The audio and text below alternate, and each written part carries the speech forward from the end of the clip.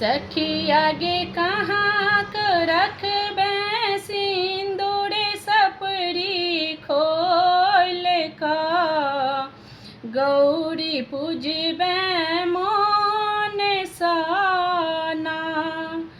सखी आगे कहाँ क रखबे सिंदूर सपरी खोल का गौरी पूजबे मोन साना।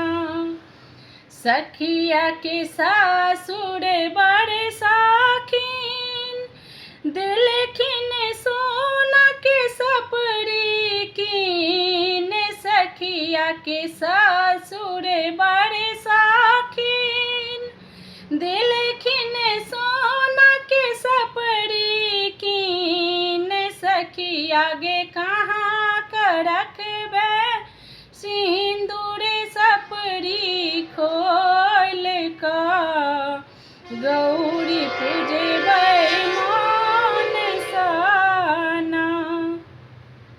सखिया के भैंसुर बड़ साखीन दिलखिन सोना के सपरी कीन।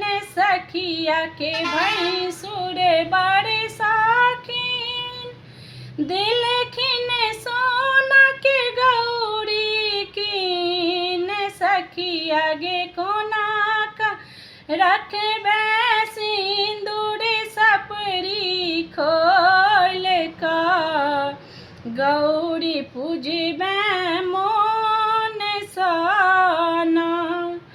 सखिया के देवर बड़ साखीन दिलखिन सुंदर साड़ी कीन। सखिया के देवर बड़ साखीन दिलखिन सुंदर साड़ी कीन।